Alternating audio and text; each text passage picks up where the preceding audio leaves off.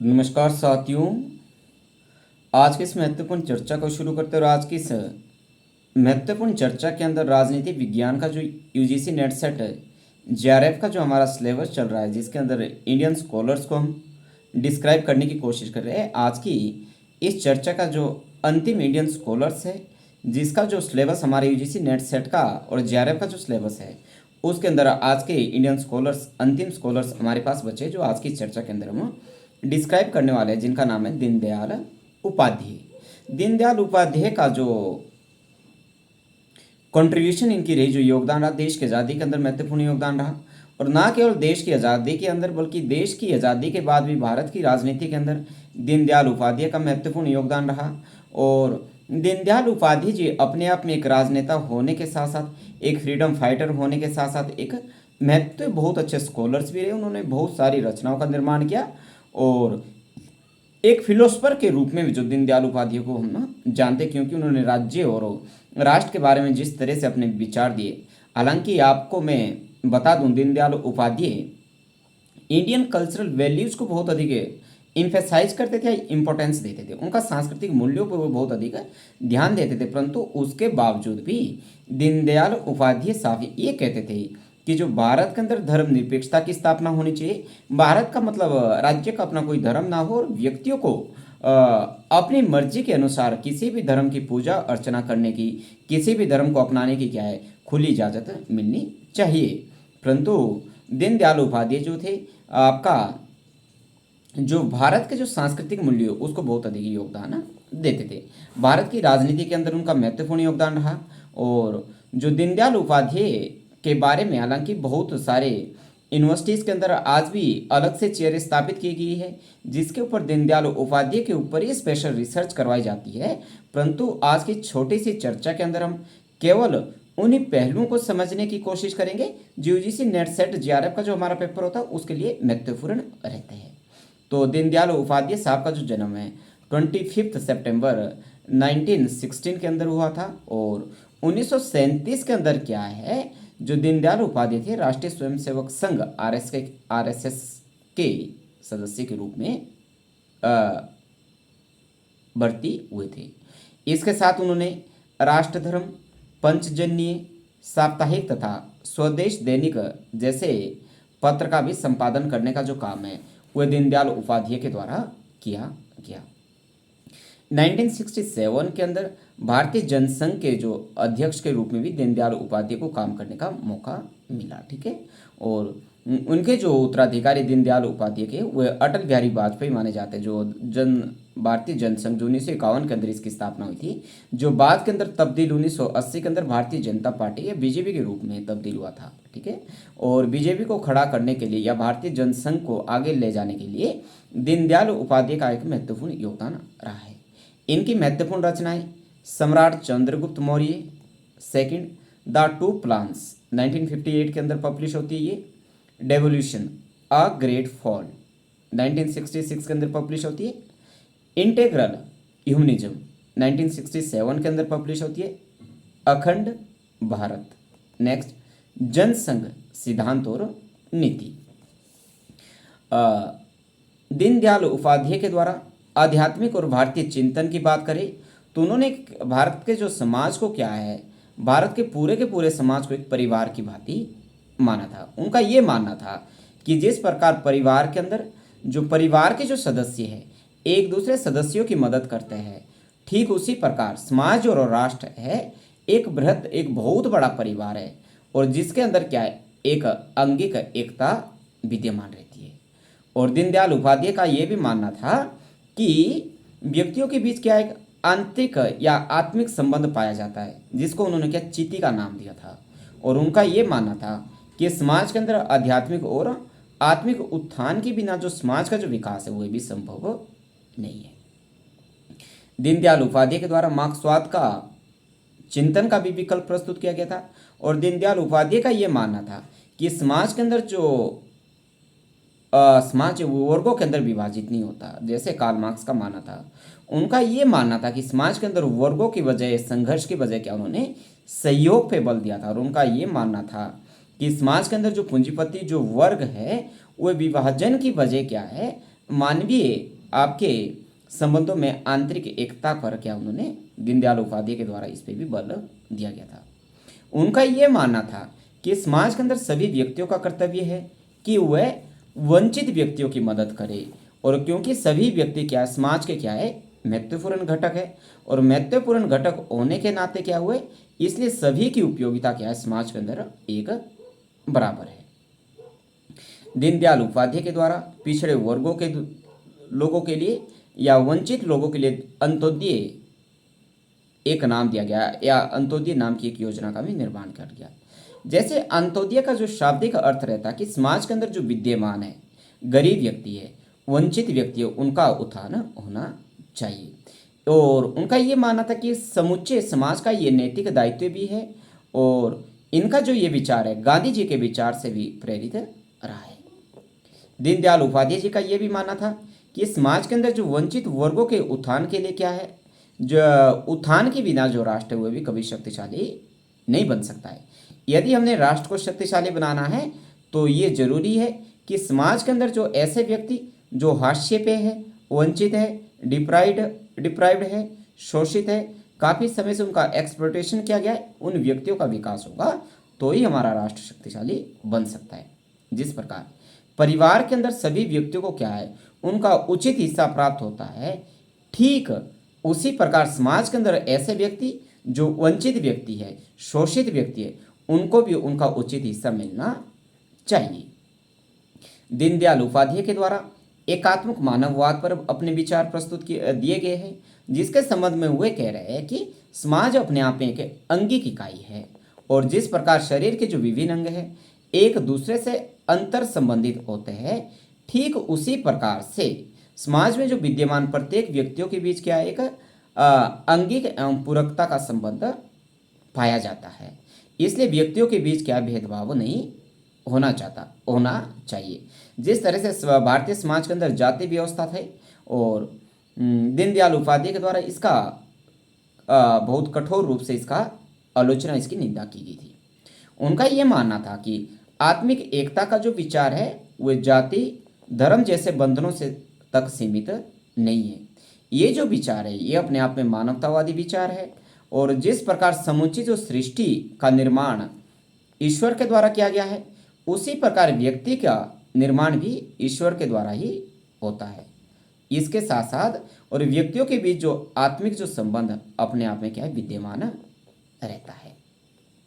और व्यक्ति की जीवन की जो पूर्णता प्राप्त करने के लिए व्यक्ति को क्या है, भौतिक, नैतिक व आध्यात्मिक सभी प्रकार की उपलब्धियों की क्या है, आवश्यकता रहती है। ऐसा दीनदयाल उपाध्याय जी का मानना था।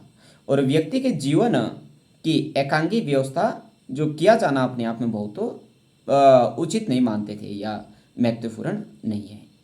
धर्म की बात हो, अर्थ, काम, मोक्ष, इन चारों पुरुषार्थों पर भी क्या है, दीनदयाल उपाध्याय के द्वारा इसको भी बल दिया गया। एकात्मक मानववाद की धारणा के अंदर उनका क्या व्यक्ति महत्वपूर्ण है, प्रमुख है, और किंतु उसका राष्ट्र व समाज में से कोई टकराव नहीं है। व्यक्ति प्रकृति व समुदाय में क्या है, एक रास्ता विद्यमान रखता है, ऐसा दीनदयाल उपाध्याय जी का मानना रहा है। उन्होंने मनुष्य मात्र की एकता पर ही बल नहीं दिया, बल्कि वसुदेव कुटुंबकम की भावना पे भी उन्होंने क्या है, दीनदयाल उपाध्याय के द्वारा क्या है, अपना विश्वास जताया गया था। वसुदेव कुटुंबकम कि जो पूरा संसार है वह हमारा परिवार है। यदि सांस्कृतिक राष्ट्रवाद संबंधी उनके विचारों की बात की जाए तो उनका ये जो विचार है विवेकानंद के विचारों से काफ़ी प्रभावित रहा है, जो ये मानते थे कि भारत में क्या है, राष्ट्र की जो भावना है सदैव मानवीय चेतना के अंदर अंतर्निहित रहती है। और उनका ये मानना था कि राष्ट्र के क्या है, अपने आप एक सांस्कृतिक विचार है।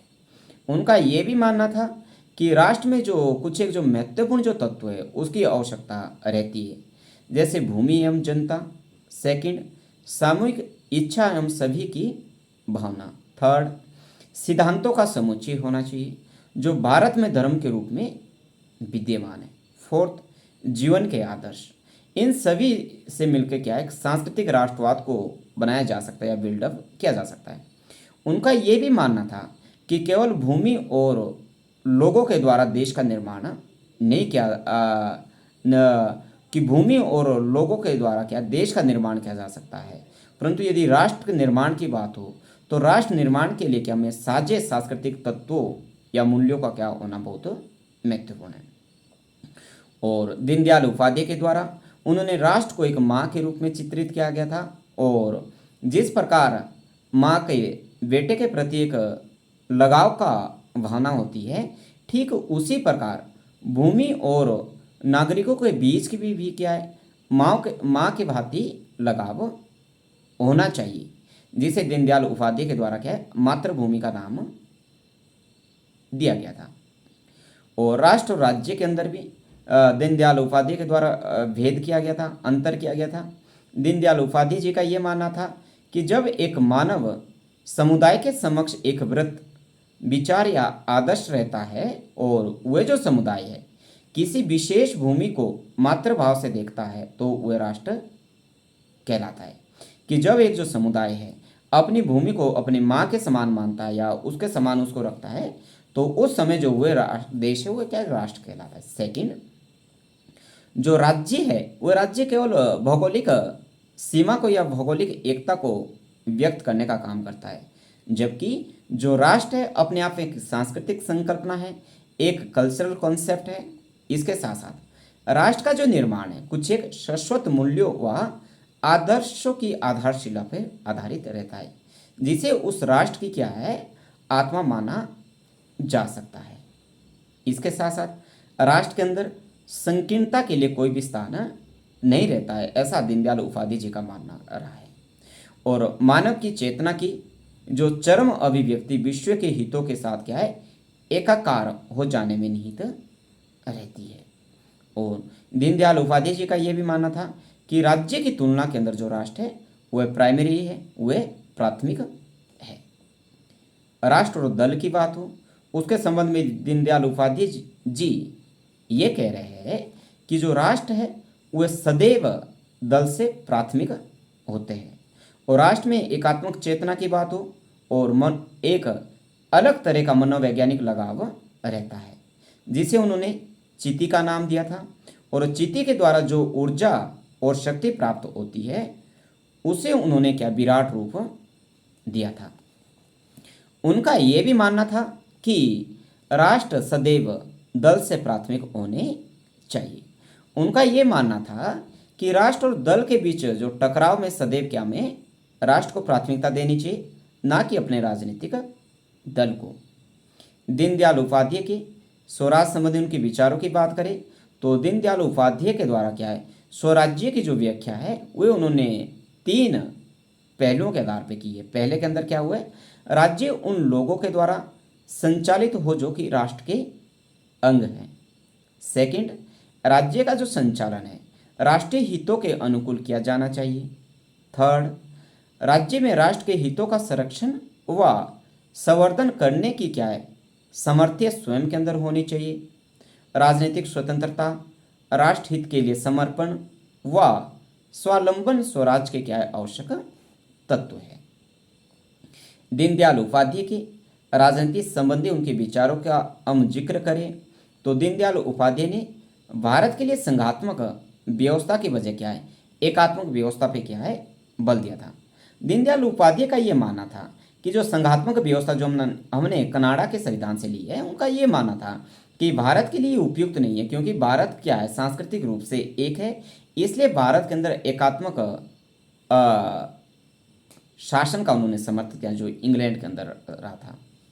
हालांकि जो मैंने पहले भी चर्चा की थी कि जो दीनदयाल उपाध्याय जी थे वे सनातन धर्म के ऊपर बहुत अधिक उनको गर्व था, परंतु इसके बावजूद भी दीनदयाल उपाध्याय का ये मानना था कि भारत का राज्य का अपना कोई धर्म ना हो, राज्य के नज़र में सभी धर्म एक समान हो और राज्य धर्म के नाम पर व्यक्तियों के बीच किसी भी तरह का कोई भेदभाव ना करता हो, राज्य बल्कि एक धर्मनिरपेक्ष होना चाहिए।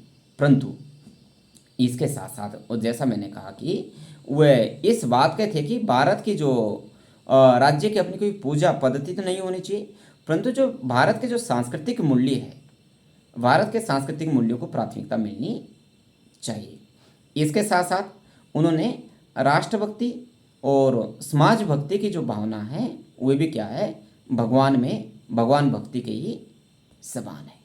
उनका ये भी मानना था कि राज्य और राष्ट्र के जो मध्य है साधन व साध्य का संबंध होता है, और व्यक्ति के जो व्यक्तित्व व स्वतंत्रता पर क्या है, राज्य द्वारा मनमाना नियंत्रण नहीं होना चाहिए। ऐसा दीनदयाल उपाध्याय जी का मानना रहा है।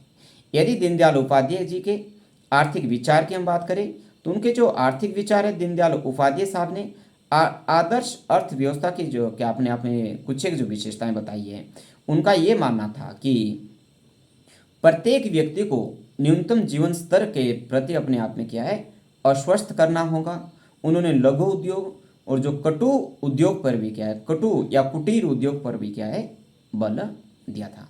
और अर्थव्यवस्था के विकेंद्रीकरण के पक्ष के अंदर क्या है, दीनदयाल उपाध्याय जी रहे हैं।